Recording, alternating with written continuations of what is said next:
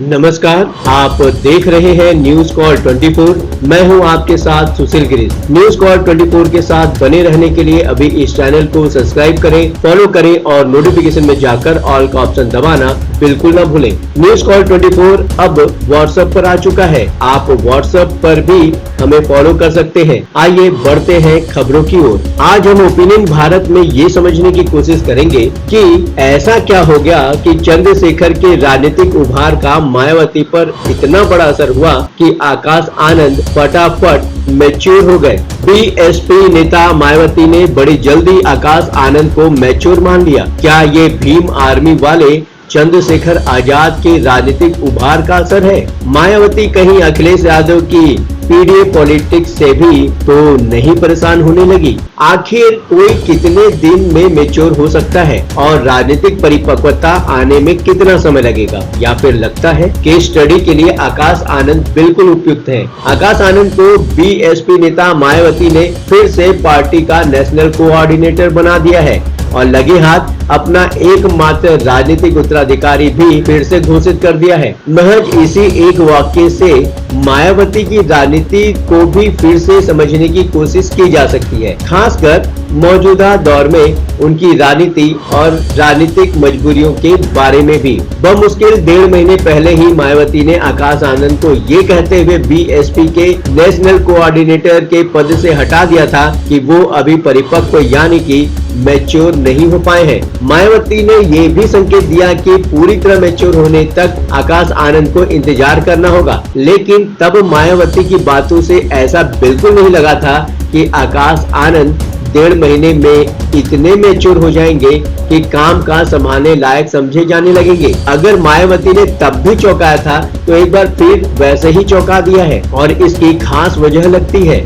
और इसलिए कुछ सवाल भी खड़े होते हैं। ये सवाल स्वाभाविक रूप से मायावती के मन में जरूर उभर रहे होंगे। जब से मायावती ने राजनीति में कदम रखा तभी से वो दलित राजनीति की सबसे बड़ी नेता बनी हुई है। उनसे पहले से भी कई दलित नेता मुख्य धारा की राजनीति में सक्रिय थे, लेकिन काशी राम ने ऐसा दांव चला कि मायावती सब पर भारी पड़ी। गुजरते वक्त के साथ मायावती की जमीन खिसकती चली गई और एक बार फिर वो शून्य के करीब पहुंच गई है। लोकसभा में बीएसपी का 2014 की तरफ फिर से जीरो बैलेंस हो गया है। 2019 में अखिलेश यादव से हाथ मिलाकर मायावती ने यूपी की 10 लोकसभा सीटों पर जीत हासिल की थी। यूपी विधानसभा में मायावती के पास कांग्रेस से भी कम सिर्फ एक विधायक है, जिसकी जीत में बीएसपी के मुकाबले उस विधायक का अपना योगदान कहीं ज्यादा है। क्या मायावती को नगीना लोकसभा सीट से आजाद समाज पार्टी के टिकट पर जीतकर संसद पहुंचे भीम आर्मी चंद्रशेखर आजाद के संभावित राजनीतिक उभार की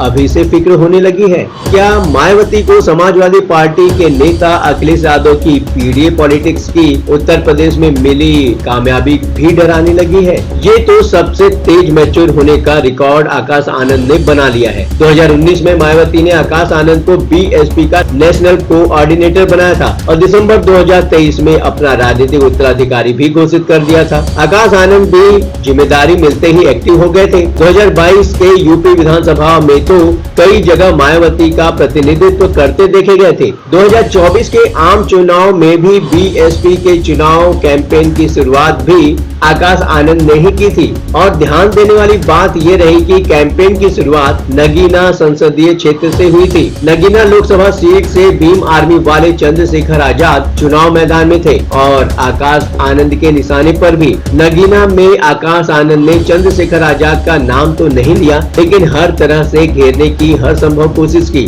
आकाश आनंद ने कहा था वो सड़क पर हमारे लोगों को उतार कर लड़ाई लड़ने की बात करते हैं, लेकिन अपना मुकद्दर बनाने के बाद लोगों को छोड़कर चले जाते हैं। वो लोगों को गुमराह कर रहे थे। वो इंडिया ब्लॉक में घुसना चाहते थे ताकि अपनी एक सीट निकाल सके, लेकिन उनकी किस्मत इतनी खराब है कि अलायंस के बाद भी वो बेघर घूम रहे हैं। लेकिन नगीना के लोग अपना मन पहले ही बना चुके थे। वे आकाश आनंद को सुनने जरूर आए थे, लेकिन संसद चंद्रशेखर आजाद को ही भेजा है। आकाश आनंद लोगों का मन भाग चुके थे और सोच समझकर बड़ी ही संजीदगी से अपने राजनीतिक विरोधियों पर चोट कर रहे थे, लेकिन ये बात मायावती को बहुत देर से समझ में आई है, तभी तो फटाफट भूल सुधार भी कर लिया। मायावती को हारे हुए बीएसपी उम्मीदवारों से बातचीत में ऐसी फीडबैक भी मिली है कि आकाश आनंद को हटाया नहीं गया होता तो पार्टी को हुआ नुकसान कम होता। चुनाव कैंपेन के दौरान आकाश आनंद बीजेपी के खिलाफ बेहद आक्रामक हुए जा रहे थे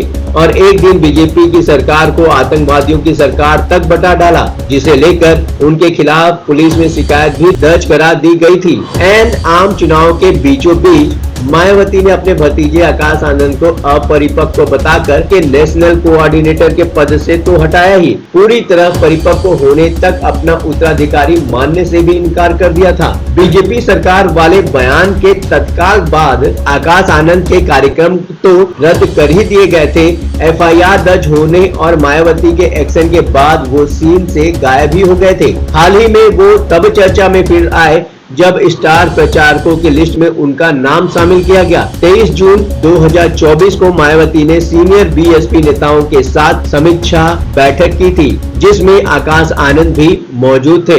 समीक्षा बैठक में आकाश आनंद ने अपनी बुआ मायावती का पैर छूकर आशीर्वाद लिया। मायावती ने भी आकाश आनंद के सिर पर हाथ रखकर प्यार दुलार किया, पीठ भी थपथपाई और उम्मीद जताई कि आगे से वो पूरी परिपक्वता के साथ काम करेंगे। साथ ही मायावती ने बीएसपी नेताओं से कहा है कि वे आकाश आनंद को पहले के मुकाबले ज्यादा सम्मान दें। अब बात आती है दलित राजनीति में चंद्रशेखर का जो दबदबा बढ़ रहा है उसकी। सितंबर 2018 में जेल से छूटने के बाद जब चंद्रशेखर से मायावती के बारे में पूछा गया तो उनका कहना था वो मेरे परिवार की सदस्य है, मेरी बुआ है, मैं उनका भतीजा हूँ, हमारा उनका पारिवारिक रिश्ता है। 2 दिन बाद ही मायावती ने खास तौर पर चंद्रशेखर के दावों पर अपनी बात कहने के लिए प्रेस कॉन्फ्रेंस बुलाई और बोली, कुछ लोग अपने राजनीतिक स्वार्थ में तो कुछ लोग अपने बचाव और कुछ लोग अपने आप को नौजवान दिखाने के लिए मेरे साथ कभी भाई बहन का तो कभी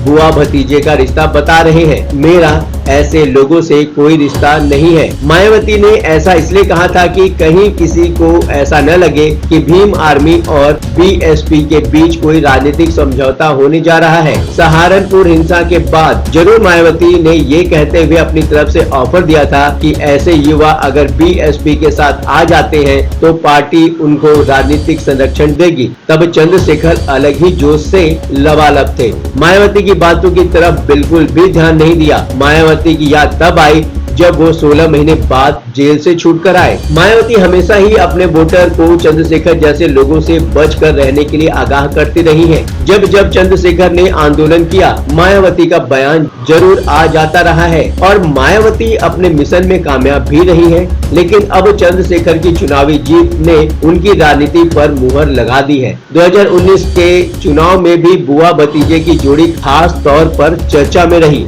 लेकिन चुनाव नतीजे आने के बाद ही मायावती ने अखिलेश यादव के साथ भी चंद्रशेखर वाले अंदाज में ही एक झटके में अपना रिश्ता साफ कर दिया। समय का चक्र देखिए, 5 साल बाद वही चंद्रशेखर और वही अखिलेश यादव नए सिरे से मायावती की राजनीति को चैलेंज करने लगे हैं। अखिलेश यादव जहां यूपी में सबसे ज्यादा लोकसभा सीटें जीतकर नई राजनीतिक ताकत के रूप में उभरे हैं, चंद्रशेखर ने भी संसद पहुंचकर मुख्य धारा की राजनीति में जोरदार दस्तक दे डाली है।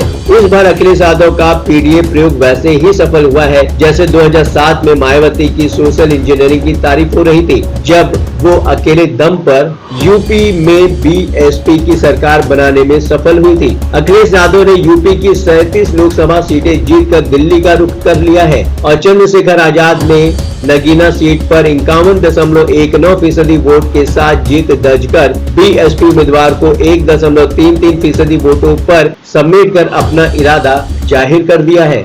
मायावती के लिए अब इससे बड़ी मुश्किल क्या होगी कि संसद से लेकर सड़क तक पूरे देश में घूम घूम कर चंद्रशेखर दलितों के लिए आवाज उठाएंगे और बीएसपी की तरफ से मायावती के मन की बात करने वाला ऐसा कोई नहीं होगा। ब्रेक के बाद आकाश आनंद को भी स्पीड पकड़ने में थोड़ा वक्त तो लगेगा ही। अब देखना यह है कि आकाश आनंद को वापस बीएसपी में शामिल करने के बाद क्या बीएसपी नेता मायावती को कोई फायदा होगा, ये आने वाला विधानसभा चुनाव बताएगा। आप अपनी राय हमें कमेंट के माध्यम से भेज सकते हैं। लगातार खबरों के लिए बने रहिए न्यूज़ कॉल 24 के साथ। नमस्कार।